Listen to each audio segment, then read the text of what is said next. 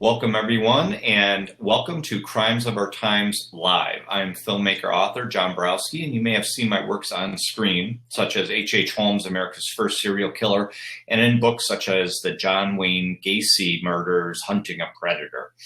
And today, my co-host is author and serial killer whisperer. We'll get into that. Amanda Howard. Welcome, Amanda.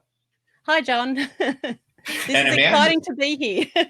Yeah, Amanda's coming to us all the way from Australia. So thank you for being on and, working with the time zone differences. Yeah. Well, I can tell you life's okay because we're already into tomorrow. So That's right. Yeah, you see, you're telling me the future already. I love it. Yeah. And you're good. So, and a lot of the viewers may have seen you, Amanda Howard on my show, Serial Killer Culture TV, season 2. Mm-hmm. Excellent, show you were on, and we're going to be working together on the Jesse Pomeroy film. You're one of the executive producers on that. It's going to be amazing. And, we've known each other for a long time already. I haven't even looked back. Sometimes I go to my emails and try and search and see. It's probably close to 15 years, I think. So it's been a fair while. It's been from very early on when you were still blonde and very different to what you do now. I cannot believe seeing older photos of you. It's like, oh my God, it's like a totally different person. I know. And you could tell by the different haircuts. Like one, I think they changed like weird. Yeah. But I love all your background stuff there too. You've got some Rick Fisher stuff. You've got Absolutely. the Pogo. Yeah. Yes, what else? And I've got Zodiac Killer here, and just off camera is Albert Fish, and I also have a couple of Borowskis in the background as well. So yeah, you've got the original H.H. Holmes. Yes. I'm a bit of a freak for my serial killer culture. So this is a great place to sit to do this sort of interview. And now, are you in your museum? No, I'm in my podcast office in my house, but most of the museum is currently just here off camera because I had to bring it all in and resort it, because when you bump down after a display, everyone just shoves things into different boxes. So, I'm pulling out stuff from Jeffrey Dahmer along with something from JFK, and there's all these different sort of mixtures that I have to go through because no one else can sort it except for me, because they don't see a piece of writing and go, oh, that's Ivan Milat or that's John Wayne Gacy. So that's my job. It's almost like Goodfellas. Oh, here's a leg. Oh, here's a map. Oh, here's exactly. the head. And already we have some people asking questions. Eric wanted to ask about your take on John Bunting and the Snowtown murders. I have to say, when I saw that movie, that freaked me out. Snowtown. It's a brilliant movie. Mm-hmm. It is. I mean, to me, and I'm an animal lover. To me, the worst part was when he was doing the kangaroos. I was like, it's a brutal movie, but seeing animals, and it was just, what he was doing to his victims too. Exactly. And what a lot of people don't know is, besides the two main characters in the film, all of the rest were locals from the area who had lived through it. So they were all unprofessional people just that were there to learn lines and just be in it. So it gave an authenticity to it that you often don't see in other sort of highly produced shows. But John Bunting is certainly, I would put him in a category with people like Jim Jones or Charles Manson. He was a charismatic leader who just had this group of welfare recipients who had nothing else to do with their days, and they just wanted more fun. So they would continue to kill people that were in their groups, and they went looking for people that were suspected pedophiles and things like that. So it was a whole range of reasons, but it's certainly a very weird case. And it's one that is so perplexed that even I have to draw a picture of, because some of them, they swapped partners. There were some that were in same-sex relationships and also had a wife and children, and some of them swapped, and some of them had come in with different names and then changed their names during the killings. And so it is so confusing and perplexed, but it is just one of those films that everyone who is into true crime should see. Yeah. And, it sounds like a little that, some of these cases, like, when people read Helter Skelter, all the names and the aliases and, all these things, it takes several reads to find out who's, Yeah, that was a great movie. But, what turned you on to serial killers was Silence of the Lambs, right? Yes, it was. I'd read Red Dragon quite young, and then Silence of the Lambs came out as a book first, and so I grabbed it instantly because I'd also like Thomas Harris's other ones like Black Sunday, and I fell in love with Clarice Starling. And then when she was played by Jodie Foster in the film, who shares a birthday with me, there was a sort of a kinship in it, and sort of that massive sign that came up and said, this is what you should be doing. So from 88, I think I started looking into what a serial killer was, besides Jack the Ripper, which was huge in 1988, of course, because it was the centenary. But it was just something that changed my mind. I realized that killers were normal, that they are part of everyday society. And, you know, I had this thought beforehand that if you're walking down the street and come across a serial killer, well, they're just going to kill you. But that's not the case at all, you know, and I have spoken to hundreds over the years since. And if you didn't know you were reading or talking to a serial killer, most people wouldn't guess. So I love that they have that facade. And so that started 1988, and it's been almost 30 years, actually probably over 30 years now. Yeah, I know. It seems like yesterday. I remember seeing Silence of the Lambs here in Chicago at 900 North Michigan Theaters, and it, you know, of course, it just blew me away, you know. But that was the time period when, you know, I was just, you know, with me, it was really, actually, that was before, because Dahmer was arrested after that came out, I believe. Yeah, that was 92, yeah. Yeah, and that's when I started getting into serial killers. Of course, I'd always loved the horror aspect, you know, of horror films. But, you know, then when I started seeing Silence of the Lambs and hearing about Dahmer, and then once I read about Holmes, it was all over. You know? Yeah. Holmes is a fascinating case. Yeah, man. Well, and that's the other thing, too. You know, there's a lot of Midwest and Chicago serial killers. I didn't know if you had kind of like a favorite or one that you're fascinated by more than others. Well, H.H. Holmes was probably one of the first in that area. I'm actually currently creating a database of serial killers. I have 5,400 on the list so far from across the world. So it's the biggest individual database that there is in the world. I mean, even the one that's done by Florida with Dr. Ahmad, that is actually only 3,500, and I found an extra 2,000 killers. So, well, I mean, Australia, people think that Australia has 6 or 7 serial killers. We had 113 over the years. So we've had a fair few, but we seem to be catching them quicker because those that we do catch are only killing 2 or 3. So there's not that massive thing like you guys have in the States, like Samuel Little or the Grim Sleeper and cases like that they continue to kill for quite some time without being caught. And I think it's purely because of our isolation that we have here. And this is why COVID isn't an issue here per se. I mean, we've had 100 deaths in the state. You guys have that like a day kind of thing. So it's very, very small for us. So we have to look at our serial killers very different. And ours seem to kill a lot later. Most of the serial killers in Australia are between like 35 and 45 when they're actually killing, which is very different. And I'm trying to work out why that is. So it may be that we just sort of have a developmental stage that's quite different to especially the US killers and the UK killers. But it's just something that is a phenomenon that is just quite strange.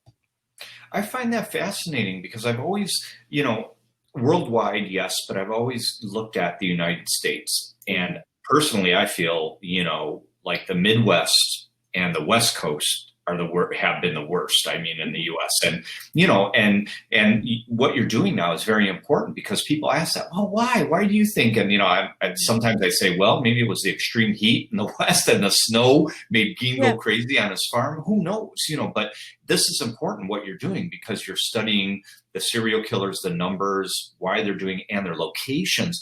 Because I always say, you know, when I make my films, there are numerous important aspects. It's not just the killer story, but the history, the time period they grew up in, you know, the detective work or lack of the time period, you know, all those different factors. And talk about that, like kind of from a sociological point of view. Yeah, exactly. And for a case like Ivan Milat, where he lives, which is actually about 200 meters that way from my home, we're at an entrance to a very long interstate highway. So the best place to pick up hitchhikers is right down the road. So, you know, so there's things like that purely because I know that this was the perfect place to pick up hitchhikers because they were there constantly throughout the 80s and 90s. And it was purely this case that sort of made them almost closed down. There is still a few that you see every so often, but most of them know to use the train systems rather than hitchhiking now, purely because of cases like Ivan Milat. And we've had other cases, you know, there's the Falconio case in the Northern Territory. We've got Roman Hines that killed a few girls, which is a case that's been shut down and no one's allowed to know anything about it. So I'm digging up because I think there's more to that story. But we seem to be a serial killer culture that is very much like your highway killers, that is the main way that they actually kill. Yeah, no, I mean, that's, you know, and the same thing, you know, obviously I'm doing the documentary on John Wayne Gacy, and it was the same type of thing, you know, back then, the 70s, swinging, you know, sex parties, you know, hitchhiking, these were normal. Everybody did them. You know, they would go with strangers. But, you know, it's very strange, though, because, you know, stranger danger began in the 50s in the U.S., at least. Yeah.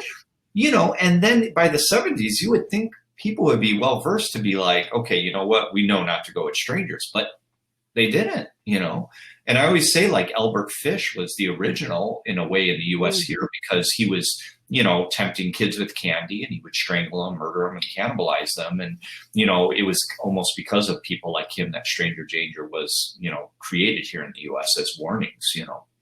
But the thing with that is that you are told that strangers are dangerous. And the fact is, when someone comes and offers you candy, they're not going to appear dangerous. And so that's the issue. And because most people get killed in a domestic situation, it's sort of died away here. We had stranger danger, I think, only in the 80s and 90s, if that. So I don't think it went past there. And we had things like safety houses too, but still, even those, we found that people that would provide a safe haven when they had criminal record checks, you know, that they had child sex crimes in their history. So that didn't work very well either.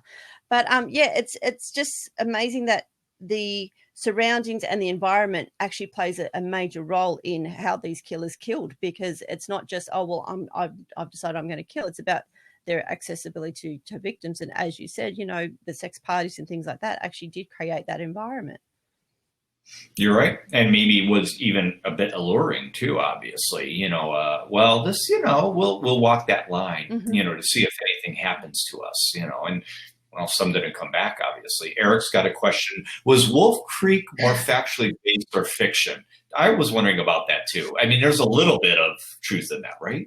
It's based on two crimes. So Wolf Creek is based on Ivan Milat, the backpacker killer, and also the Falconio death. Now, Peter Falconio was an English backpacker, and his girlfriend, they were crossing the Northern Territory, and they apparently got held up by a guide that pulled them over on the side of nowhere's land, and shot Peter Falconio, and Joanne Lees got away. Now, there's been a big documentary the last couple of weeks, especially in the UK, that's suggesting that that's not what happened. And there's a lot of websites and everything that say that Bradley Murdoch, who was arrested for it, isn't a killer, and that, you know, Peter Falconio killed himself and everything. But it's those two cases that actually come together for Wolf Creek. But it's weird that the man, John Tarrant, who plays the main character, he is such a gentle giant, and his wife Noni was on like kids programming over here. So for them to sort of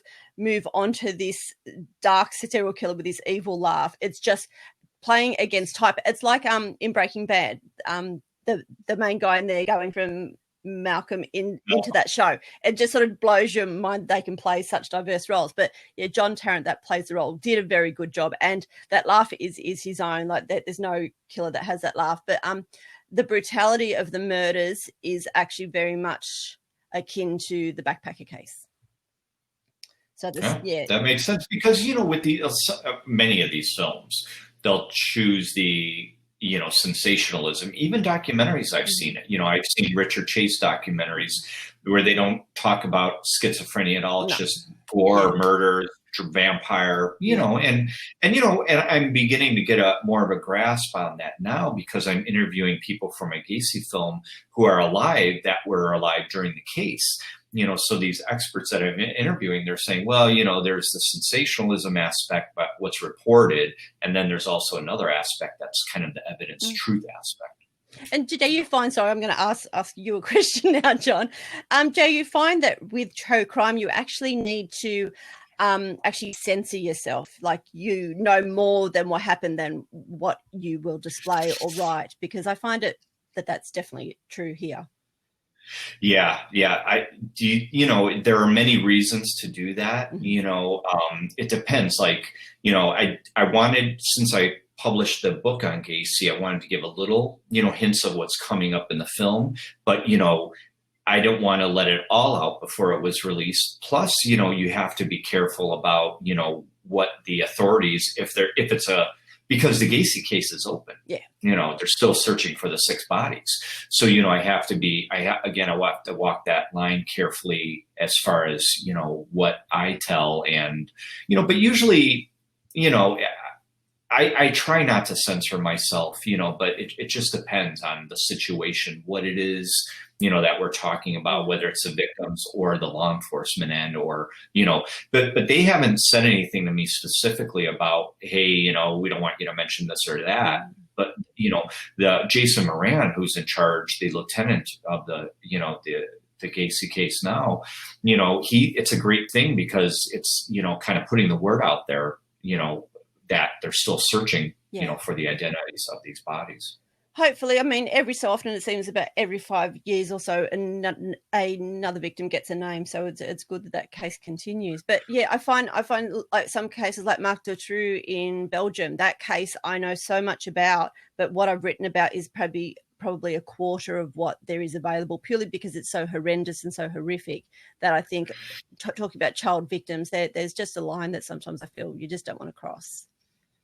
Yeah, there's that too, and then, there, like I was saying before, there are many, other reasons that you may choose. Okay, how much of this information, and sometimes it's interesting if you go against the grain, because what are people going to expect from a serial killer book? Oh, yeah. Gore and sensationalism. But then if you, write a book about just their life, with excluding that sensationalism, people might find that more attractive, because sometimes they're tired of the over gore, and sensationalism, and they just want like the human part of it, why they were doing these things, or, are they telling the truth? That's the thing too. Have you found that, there's a lot of manipulation by these serial killers? Because you've wrote a bunch. You've wrote Ivan Milat, Charles Manson, Bernie, Richard Ramirez, Roy Norris, talk about some of your experiences with them, because I know you've had some interesting ones. Yeah, it's quite strange. I mean, one of the ones that instantly comes to mind is John Robinson. So he was a US killer, and the first letter I received for him is, don't ask me about my family, don't ask me about my crimes, don't ask me about my case, don't ask me about this, that, and everything else. And I went, okay. So I responded asking about all those things. And he sort of played the game just a little bit. And then by the 4th letter I got from him, I was getting court transcript, family photos, and all evidence about him not being the killer. I mean, a lot of them are innocent. All these serial killers just happen to all be in jail, but they didn't do it. So, the fact that the victims were found on John Robinson's property, he just says, well, I didn't know they were there. It's like, yeah, they're big barrels, but I remember that case, like S&M, right? John Robinson? Yeah, he was apparently the first internet serial killer per se. So, and there's others. I mean, Arthur Shawcross always wanted to be my grandfather, and he would how are your grades going at school, and what are you doing now? What's your plans for the future? And then he would send me a recipe where I'm one of the ingredients. So he would toss and turn. It would just depend. And who else? Oh, Haddon Clark. Now, there's a character study that I'm perplexed by. He's confessed to 4 extra crimes to me. And then the next letter would be totally different. And then the next one would be all about child sex and revolting things like that. And then he'd go back to talking about a holiday when he was a child, and how he likes Girl Scouts, and how he liked to used to dress up as one. And so some of them just mix and match, and you have to think, okay, well, the meds are working this month, that's okay, or they're obviously not on them currently, because some of them actually bounce, and you can tell that there's something else going on. And sometimes you have to sort of dig and say, like, are you okay? And it's like, oh no, I haven't seen the doctor, I haven't got my new prescription, all of this. And it's like, okay, so it's basically like a tennis match, and you have to go from crazy to highly intelligent and verbose. So it can be quite strange. The only one that really disgusted me was Richard Ramirez. His were always filled with sex and depravity, and it's like, yeah, I just cut it out.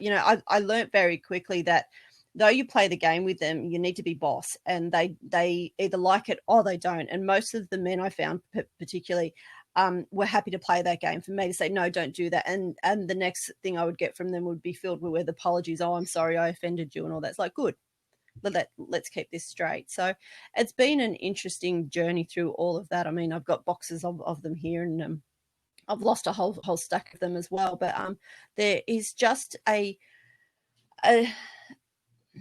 normality sometimes to what they do, and the letters I sometimes get, it's like, Pat Kearney would actually just sort of say, oh, I'll send you the recipes I got for food for the last week, and we would actually go through it. And what they literally called things wasn't like casserole on toast or something. It was called shit on a shingle, and literally that's what the jail kitchen would actually write on these menu lists. So it's quite amazing. And Pat Kearney is quite fascinating because he actually knew Lee Harvey Oswald, so he got me in real quick. So we spent a lot of time talking about Lee Harvey Oswald, and he apparently helped him go down to Mexico at one point. So I mean, you also have to take a lot of it with a grain of salt. You've got to go, okay, I'll ask more detail, because if you can give the detail and dates and stuff, well, then that's something that we can verify through the JFK files and things like that, which I've done. But yeah, sometimes they go on flights of fancy, and sometimes it's just purely trying to impress you. I mean, Patrick Kearney was one that did it a lot. He would say, oh, I know Saran. I've talked to Ivan Milat. I've spoken to this killer in Paris. And so you think, well, why are they allowing them to talk to other people in other prisons? And it's quite strange too that some of them, like Jeff Dahmer, had a computer and printer, and then others like Bobby Joe Long in Florida, they have what he called a floppy pencil. So it was a pen, but it wasn't rigid. It was quite soft, so they couldn't do harm with them. So it's weird that they go through all of these different layers of security, even though they've all done the same thing. Yeah, that's unbelievable. But they manipulated? They can't write each other, can they? Yeah, apparently they do. They're allowed to do that too? And so much so that some of them, because I use various names with different killers, especially if they're in the same jail and stuff, because I just like to leave my track clean. And sometimes they've actually spoken to each other and my story lines up, and so they've worked out who I am. And Patrick Kearney has actually seen me on YouTube. So how, I don't know, but he has, and he worked out that was me as well. So it's interesting. Yeah, it is. Yeah, and I haven't written to many. The first letter that I received was at an event, and it was from Keith Jesperson. You've probably seen that video where, and it was like, how did he find out about me? He wrote to me at this event that I was at. And like you said, they have access to TV shows, and, BTK would watch Bates Motel and all these other shows. And, that's an interesting aspect. And some of our viewers like Bruce, they write people. Dana Gray, he was saying, was approved to write Roy Norris. And, so Eric is fascinated by the JFK case, and he said his friend bought Oswald's bathtub from his rooming house. We talked to Amanda about that. So talk to us about your Memento Mori. What began the Death Museum and what's in the collection? We see some behind you, but talk about that. Yeah, basically, I'm an absolute history buff. So I think why I've enjoyed doing serial killers is purely because of my love of history and working out cultures and subcultures and things like that. And my grandmother was the same, and she actually kept newspapers, like the major headings, Man on the Moon and things like that. But also amongst these dozens of suitcases that I have was a lot of crime things, and death. So it's a death museum. It's not quite a crime museum, but there's more crime than death anyway. But there was things like JFK shot, Lee Harvey Oswald shot, deaths of royalty, all the wars, the start of the wars, the bombing in Hawaii, all of this, like major events. I have all of those full newspapers. And one time I was going through it, and it just hit me. It's like, why are these sitting here? They're worth being viewed, and it's worth sharing with people. So once I started going through that, and I thought, well, I have all of this stuff from serial killers. I've got a hair lock from Bobby Joe Long and things like that. And I've got a 5,500-year-old Indus bull, which is something from the Indus Valley, and they would bury them with their dead. And so I sort of started going through my collection, seeing what I had, and then I started adding to it. So I was able to get a whole stack of photos signed by JFK. And the person who sold them didn't realize that they were selling me something worth thousands for $10. But anyway, I grabbed it. It was amazing. So they're all press photos, all originals. And I have original photos from the cases like O.J. Simpson. I've got like photos of the gloves and blood splatter in the car. The James Bulger case in England where the 2-year-old boy was killed by the 10-year-old boys. I've got all footage from that. I've got a whole section on war. So I've got even an original World War I uniform. I've got all of my grandfather's medals and all of his correspondence and things like that. I've got a whole Nazi section, which is illegal, but I have it. And I got it from the US. So you're not allowed to do that. Yeah. But I got a whole thing. It was from a museum. So I often look around for museums that are shutting down and find collections like that. I've got a few pieces from the Titanic, including the newspaper of the day it went down. Or what else have I got? I've got a whole section on haunted things. So I actually have a couple of dolls. There's actually a doll behind me somewhere. Where is she? I think you can see her. She's about 200 years old and she causes trouble. But I also have another doll that has to stay in a box because when I let her out, the electricity in this house blows every time. So, and I bought her as a haunted doll, and yeah, she's a bit of a freak. I don't believe in this stuff, but then things happen when she's around. It's like, okay, she's going back away. I've got things like 2-headed baby skeletons. I've got a 2-headed duck. I've got a mouse in a jar. I'm just looking around to see what else I have. I've got up here I have a execution cap from a prison in, I would have to look it up. It wasn't used, obviously, but they shut down their electric chair, so I got a helmet, and I've got a plague doctor, which is amazing. It's been in a box for years, but now it's like important, so I'm going to get him a whole outfit.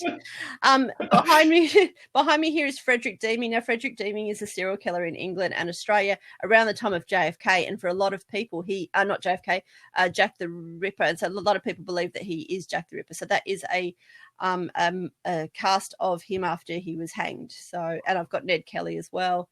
I've got I've got skeletons and severed feet and wow, you got a lot. I mean, and it's like it's a little of everything. It's oddities, it's crime, it's death. It's a little of everything. Yeah. So when we set up the museum, it's all in pods. So I mean, obviously the serial killer one is the biggest. I've got a whole section on executions and hangings as well, including suicides and all of that involved in that too. So. We don't shy away from any topic, religion as well. I've got a Last Rite silver set and things like that. So, but yeah, it started off purely because I had these newspapers and I have hundreds of letters from serial killers. I thought, well, let's combine it, and people love it. I've done the event 3 or 4 times now, and I was supposed to have about 6 this year. Obviously, with COVID, it hasn't gone ahead, but it's going to travel, and I've had a couple of people in the US say we'd love to have you. And it's about just moving all of this stuff because, I mean, it's all here, all piled up. So we'll see. It's a lot. It's a lot. But you know, talk about. Yeah, I'm sure. Believe me, I know when I trek all my stuff like the books and Yeah. But what is your what have you seen from people, their response of this serial killer culture? And your museum and all these other things. What have you seen? People, they're just fascinated by it, and I think now more than ever, it's like a part of pop culture. Yeah, I find that most people are enthralled by it, and they realize that what they know is nothing compared to what I know and what I have. So a lot of times with the museum, I do tours as well, just to take them through the various killers and what they did and what I've written to them about and things like that. And most people are interested. There's because I do some weird stuff and some psychic stuff as well, like the dolls, there has been people that won't even walk into certain sections because they feel a presence. It's like, okay, well, it's not just me who thinks there's something weird there, but people won't walk into this room in my house. That they say it's terrifying. I'd like to have John Wayne Gacy sitting at the front door, but my children won't let me. But I think that's better than any security system. I think someone would freak out. But people who come, there's also a feeling of shame. Like they think, oh, I'm about to do something gratuitous. And when they realize that that's a safe place to talk about it and to realize that this isn't to glorify it or to honor serial killers, this is about a part of our bloody history. We cannot ignore death and murder and destruction, especially war and things like that. So once they realize it's actually a safe place and they can feel comfortable looking and talking, like the Nazi stuff is, it just sort of sets you off. But once they feel comfortable, they do open up. I mean, I've had a couple of weird people go, oh, I'm going to be in your museum one day. It's like, yeah, go away. Keep walking. And I do have the people that come dressed up, as plague doctors and Jack the Ripper and things like that. And that's all fine too. But most people, once they think, oh, I'm not the only person, I think that they do enjoy, per se, that there's probably a better word for it, but they enjoy what it's about and what they're here to see. Yeah, it's that like-minded, people, and that's when I do my conventions and people gravitate towards my table, or they're just walking by and they see the serial killer mugshots or whatever. And, they'll I'll be at like an oddities, like we have the oddities and curiosities expos, or, these horror film conventions. And, when people see me, they're like, oh my God, I can't believe you're here. This is so amazing. And they freak out and they love it, because again, it's a more kind of, quaint to talk about it now as pop culture. But, further you go back, like I had Catherine Ramsland on here. And like she said, 20, 30 years ago, true crime. Yep. Oh, this is dirty. Nobody wants it. But now they can't get enough, right? It's weird. It seems to go through ebb and flow because I've been doing this for so long. When I first started, it was everywhere. Hannibal Lecter sort of exploded it. And then, about 15 years ago, I found that like I couldn't sell a book. People went, oh no, that's gratuitous, that's horrible and everything. And now it's like, Sunday night super special. Everyone gets to watch it and everyone does watch it. And everyone then wants to know more. And so many people have said to me, oh my God, I've listened to your podcast. I've seen you and everything. And they're going into criminology too. And I try and tell them not to because it's horrible and boring. I mean, I'm doing my master's currently and it's just so mundane because it's all about policy and intelligence. It's not about serial killers. We never talk about serial killers, but it seems to have exploded again. And I think that we will get to a point soon of saturation, that it will die off again, and then we'll have to loop up again. I think it does ebb and flow purely because I've been doing this for so long. And it does, and you made an important point, and, our listeners, Eric and Bruce, kind of back us up on this, that, it's my belief that history, if you tell the truth, it's important, and of course now, in America, we're going through this cleansing process where they pulled Gone with the Wind, they pulled, other shows again. But to me, if it's the truth and if these things happened, I show it, and if it's history, I'd rather show history and explain the purpose behind it, than absolutely. ban it. Because, it's just going to make more people interested in that. When you put the bad murderabilia title on it, or, these things are bad, people are going to be drawn to it. And that's just the way it is. And again, this is something that will come and go as well, because it will become forgotten history. And then in 200 years' time, someone is going to find that film and go, hang on a sec, but we can't learn from things if we push them away and hide them, and we're not going through anything like you guys are, that we need to. And I mean, I had a heated discussion with my parents the other day, purely because they claim, all lives, and it's like, no.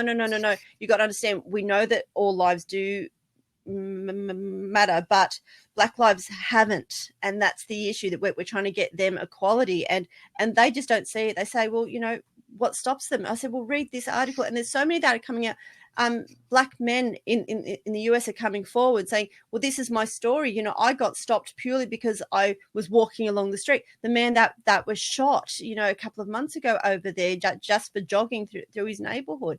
It's such a massive topic, and we're years and decades behind, but we've also jumped ahead of you, because we have what's called the stolen generation. So Indigenous children were removed from their families.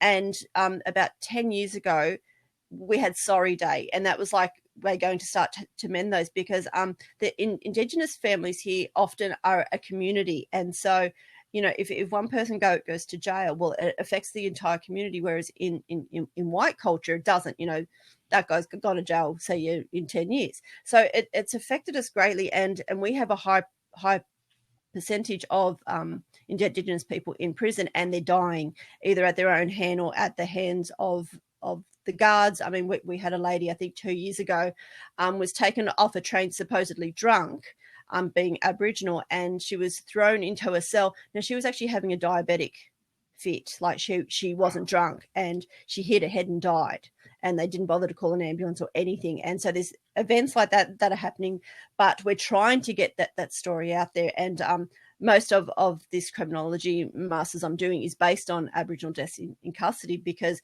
we need to get ahead of this before we have what you guys have over there. So the inequality is disgusting across the world, and it's just something that white privilege, I guess you guys refer to it as, needs to come to the party and fight for equality. Yeah, you know, it's a long time coming, you know, but again, when I go to these conventions and I'll have a family come up with a young daughter, and, you know, and the mother says, oh, she kind of scares us. She's in this a little too much. And I tell them, no, you know, that's a good thing. Yeah. Nurture it. Because, you know, when, you know, the first thing you see, yeah, serial killer, you know, Albert Fish or H.H. Holmes or Carl Panzeram. But when you look deeper into these cases, especially like a case like Panzeram, you look back in 1928, you know, he suffered all those abuses. He wrote them down. He said, this is what created me. You know, if they would have treated me nice from the beginning, I wouldn't have, maybe so many people wouldn't have been robbed, raped, and murdered. You know, he says it in his own words. Yeah. So again, you know, whether you're looking at this from, you know, a law enforcement perspective or, you know, a forensic psychology perspective, there are so many, it's such a broad topic that I think that's also why it fascinates people.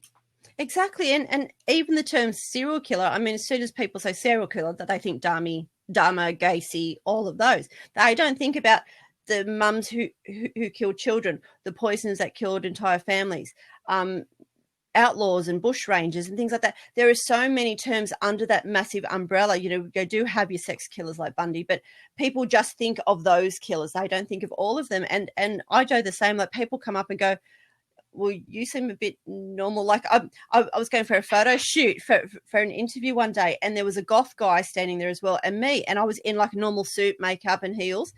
And the guy went to the goth and thought that was me. And when I went, no, it's me, they went, oh, we thought you'd look like that. And it's like, no, I'm pretty average. I'm a mum. You know, I do what I have to, because people think that it is strange, people that are looking in. But even some of the events I've done, when they've done the Facebook profiles, you know, for advertising, and they go, oh yeah, well, we've gone for young students and stuff. I said, no, I'm the demographic. Middle-aged women are the true crime demographic. I don't know why. I think a lot of us are researching to kill our husbands. I promise I didn't kill mine. I promise I didn't. No, I don't know. You may be in a future documentary. Well, when my husband died, I was interviewed at great length when they're pulling off my books off my shelves and stuff like that. But it was pretty horrific. But yeah, no, my husband did take his own life. But I mean, I probably shouldn't joke about it. But I have a warped sense of humor anyway. But it is strange that it's females. You know, the whole demographic for this is female, and people are quite shocked to find that. It's like, no, I look out at the audience and they're all me. So it's quite amazing, I find. Yeah, yeah, and but have you found an answer to that? Is it just other than kidding around? Is it that females are more inquisitive, fascinated, by this, or they maybe see themselves? What if that was me? Why do you think that, being a female? Why do you think that's the demographic? It's really hard because I'm seeing it from an in-depth point of view because Right. I've done this for so long, and so this is part of it. But I think superficially it comes down to that bad boy persona. We all want the bad boy, and so much so that you then get the other side of this with the groupies and people that do go like that. Was one girl I was talking to once. She goes, "Oh, if Jeff Dahmer had met me, I would have fixed him." It's like, well, honey, he wouldn't have been interested for a start. Let's start there. She goes, "Oh yeah, but I could have changed him." It's like, yeah, that's a whole nother conversation. Right.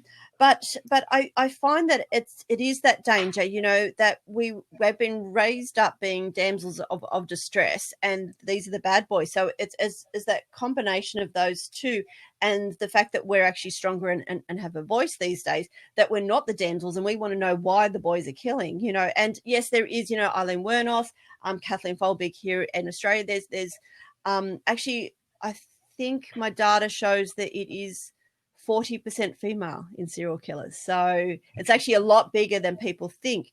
But we kill differently. So we're still the gentlest sex, that there is those that do kill, but it's usually poison or smothering and things like that. It's not the violence of stabbing and shooting, though Eileen Wernos did. But I think that there is just that fascination that we have, that there is that danger, and it's not right for a female to like this. And so there's people like me who go, yeah, well, I love it. So, and it's almost a party trick sometimes. People ask me what I do, and I really have to sort of gauge, do I give them the real answer, or do I just say, oh, I work in a hospital. So, sometimes that's the answer. Other people go, meet Amanda. She is the serial killer whisperer, and they run. And so I don't know what response I'm going to get. But usually these days, their response is more fascination than anything else. It used to be, oh my God, abject horror. But yeah, it's not anymore. And even that's how it was with me when I would travel and people would say, "What do you do?" And I'd always be a little bit apprehensive. Mm-hmm. And, at first they'd say, "Yeah, that's," but then an hour later, they still want to talk about it. I said, "Okay, I got to go." No, tell us more about that old man that ate the kids, or the guy that built that building with the trapdoors. What? You don't go yet. So that is, it's always that thing where it's this, repulsion, but yet tell me more. And that's, what Karen Conti, Gacy's last attorney, that's what she said.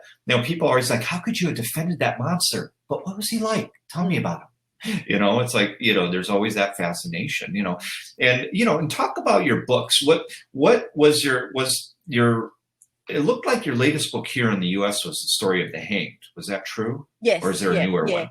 Okay. Talk about that and some of the other ones. Well, Story of the Hanged, it's actually an update of an older book that I wrote called Rope, and it's just the fascination about being hanged, and it covers suicide as well as court mandated hangings, but the fascination with it, like I thought this was going to be a really, really dry book because I was actually asked to write. I thought, okay, he did this and then he got hanged. He did this and that, then he got hanged. But then I got into Mary the elephant that was hanged, and a whole reason of how they hang, like Jewish people for a long time were hanged upside down between two dogs, and that's where lying with dogs comes from. That it's actually a racial slur, and there's all these different fascination of how people were hanged. They like in Nazi Germany, they weren't dropped; they were actually pulled up. And in Iran today, that they use the massive cranes to do it. And so it's looking at all the different ways that we've hanged over the years. Things like that Strapato Act actually comes into it, and different sort of forms like that. But it's interesting to see that the amount of people that were hanged that shouldn't have been hanged because they were innocent, pregnant women that were hanged, lynchings. Obviously, I've got a whole chapter on lynchings, and I could have written 3 books on that part. And it just goes through the history of it and how it's changed over the years, and the fact that Washington State actually has a handbook on how to do it with the calculations for the weight, because if the rope's too long, they will suffocate. If the rope's too short, they get decapitated. So there's like Blackjack Ketchum. he was decapitated, and they sold photos of that as postcards. So it was a fascinating look, and purely a bit because of my love of history, it was just something that as I said, I could have written 3 books on it, and so much so that I'm thinking that I will actually look at other sorts of execution as well. So look at the electric chair and look at other forms, lethal injection. Of course, they won't be as diverse as hangings, because the hangings have happened since Hammurabi's laws. So it's just a history of a bloody history, basically, of what we've done to our criminals and our innocents over the years. So it was fascinating, absolutely fascinating to write that book. Well, and look at that whole John Christie case, when they executed the wrong guy. Yeah. It's so strange. It's a case that I've written about, but it's not one I talk about often, and it's one that not a lot of people know. And then I was speaking to my uncle the other day, and he lived in Wellington Place at the time. So I sat down and got firsthand of everything that went on. It's like, you're kidding me. Like, I've known you for 46 years and I'm just finding out about this now. So it's quite amazing. It's just sometimes you ask the right person the right question and these things can come out sometimes. I've met prison officers, and I've met families of victims and families of killers. And it's amazing the amount of people that you do find once they know what you do. Definitely. And what are you working on now? Well, the museum was going to take up my entire year, but I was writing a book with Ivan Milat, the backpacker killer here in Australia, but he passed away in October last year. So I'm actually having to change that. So I'm taking it from in his own words to more of a profile. So using his words to break down the crimes, because though he claims he was innocent, he spent a lot of time talking in the third person. So he would talk about the backpacker killer. And so there is a way that I'm going to create this that will recreate the crimes through his own words and just profile how he's done it and why he's done it. So it's going to be a tough book to write because it's based on his correspondence mostly. So I've got most of the correspondence typed up. Lots of friends jumped in to help. So now it's just actually breaking it down and putting it together as a chronological story of his life and crimes. Yeah, that's got to be something when, you're writing a book with, a serial killer and they're either old or in prison during COVID. And it's like, wow, they could go any day. And that would be my fear if I was writing a book with, one of these serial killers and then they die. But, you kind of have to have that in the back of your head and think, well, what else could I do? It's like, okay, have a plan B. You do, right? Well, I mean, the same with like Bobby Joe Long in Florida. I've been writing to him for 30 years. And then he was executed last year. And the last letters that we sort of had together was he was going, oh, my God, this new governor is going to kill us. And he was freaking out after being on death row for so long. He was starting to panic. And then I got a Valentine's Day card from him. And then I got one more just after that. And that was it. And it's like, it's weird that these people I know and have been speaking to for so long, that they die or get executed. And it brings you back to reality, because sometimes we can step away from this and see them as almost a fictitious thing, but they're actually real. And so when things like this happen and they talk about their fears and their worries, that they were about to be executed after so long, it sort of makes you step back and go, wow, okay, that they do have these real feelings, because people believe them. Oh yeah, the psychopaths, they don't feel anything.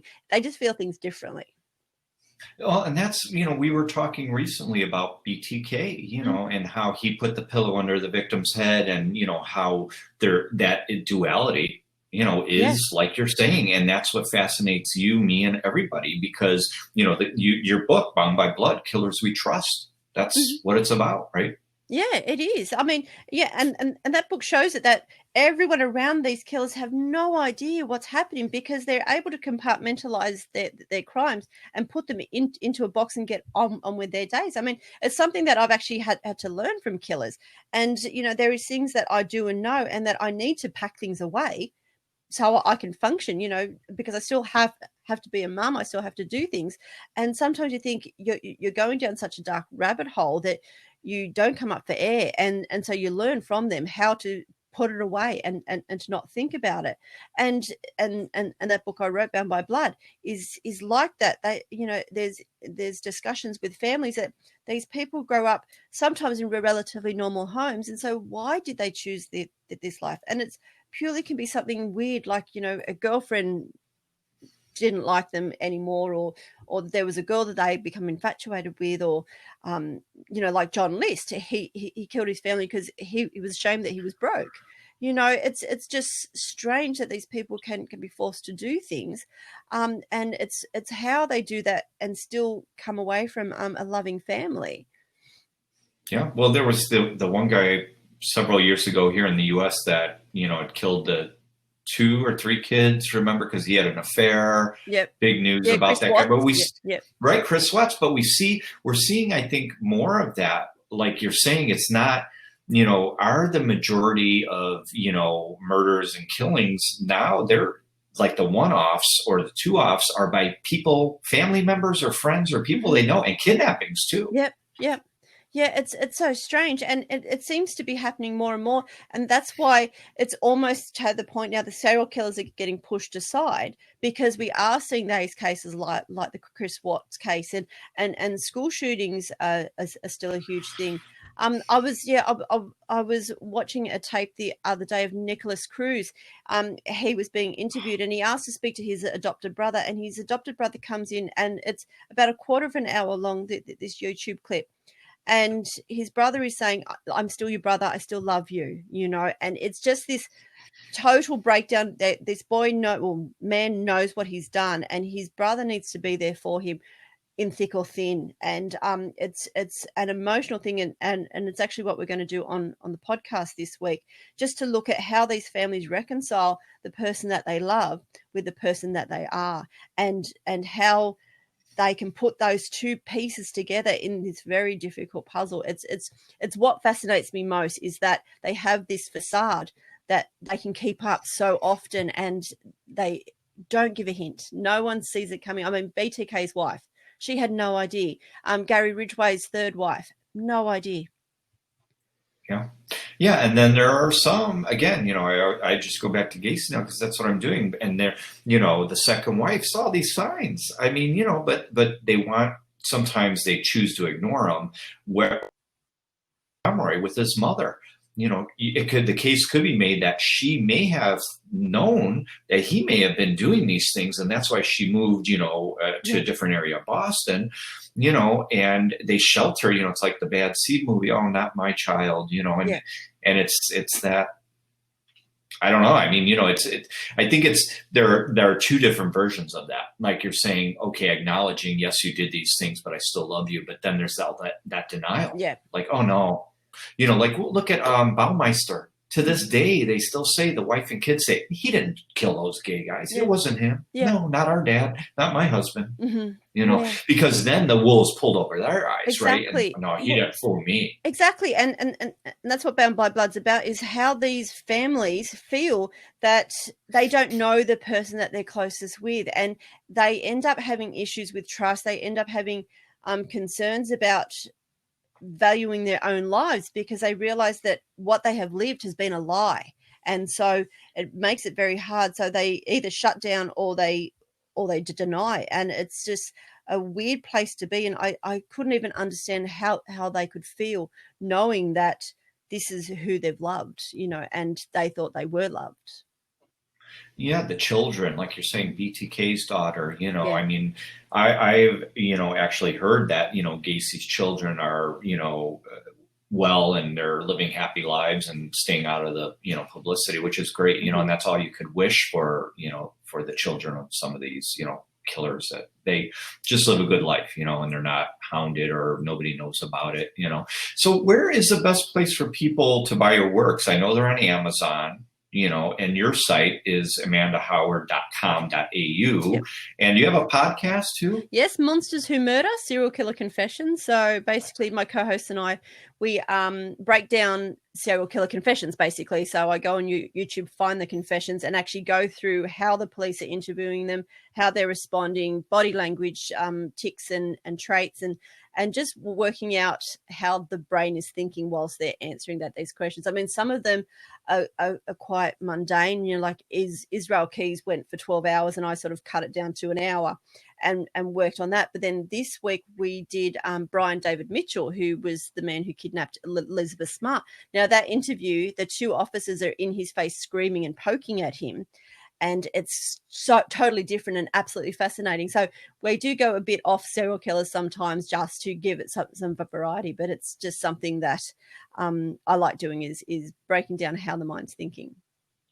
That's awesome. Yeah, and Eric asked the question, why do you think Gacy recanted his confession? And when I send you the book, you're going to probably, dissect that because it's, it's interesting. But, why do you think that? I mean, I kind of know why, but what do you think?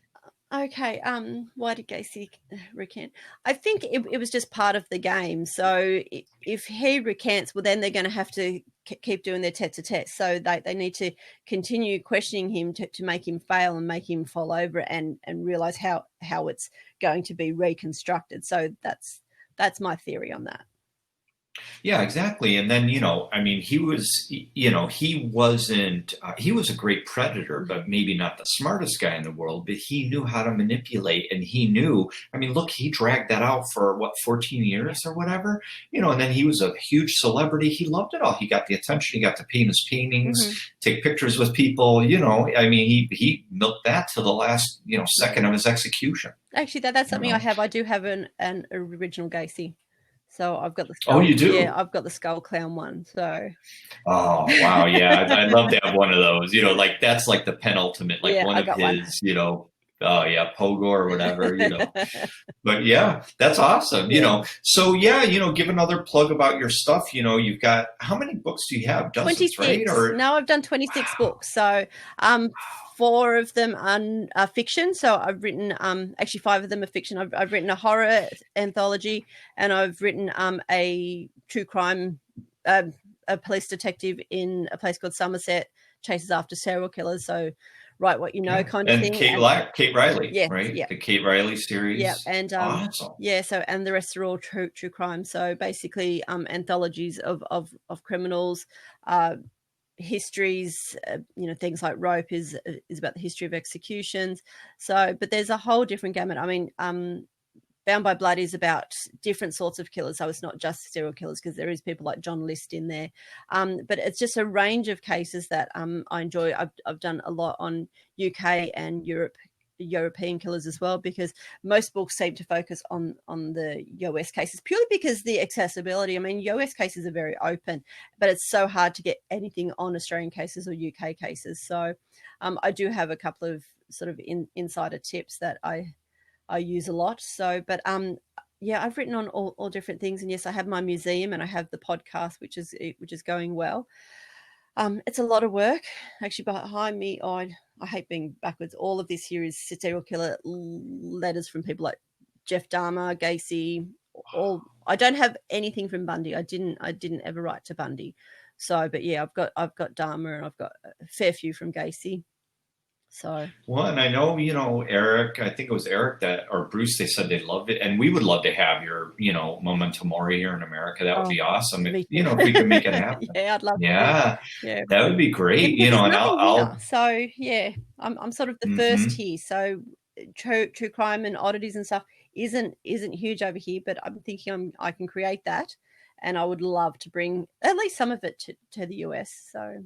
Yeah. And, we'd help you, we'd find a spot for you, or, help you move the stuff, whatever we could do. We love you, and we love serial killers. So, we love your work. Absolutely. You've done a ton of great stuff, and we've been friends for a long time and continue to work together. And, what's in the future for you? Just continuing where you're, on the great path, right? Spreading the word of serial killers. Pretty much. Yeah. Just to create like a huge museum. I'd love to have a permanent one somewhere. That's my ultimate goal, and maybe I might kick the kids out and make my whole house. That might be the easiest thing to do. But no. Hey, you could come here and buy the new house on Gacy's property. It's huge. Yeah, huge. A couple of people have sent that to me, and I know that you've got your Kickstarter on that, and it's like, oh, that could be a good place, but You know, if only Murder Castle was still around, that would be the ultimate. It would, right? And that's what I said. You know, Chicago could have made so much money off of that by doing tours, especially around Halloween. Who wouldn't have paid for that? Yeah. But, you know, I mean, and I understand a lot of these places, you know, don't want to deal with the, you know, the backlash of, you know, whatever. But, you know, this has been awesome, you know, having you on. You know, thank you so much for being on live from Australia. Yeah, this is awesome. You know, and I think this was like the first show that we've been on together in this format. So, you know, we'll have to do another. Absolutely. I'm there. But yeah. And don't forget amandahoward.com.au. That's kind of the hub for your podcast and the Memento Mori and everything. And books are on Amazon, you know, 26 books. Check them out on Amazon. You know, I really appreciate it. This has been awesome. Thank you from Australia. Yeah, thank you so much. And everyone, thanks for tuning in. Stay tuned. Next up is Beyond the Rainbow, True Crimes of the LGBT.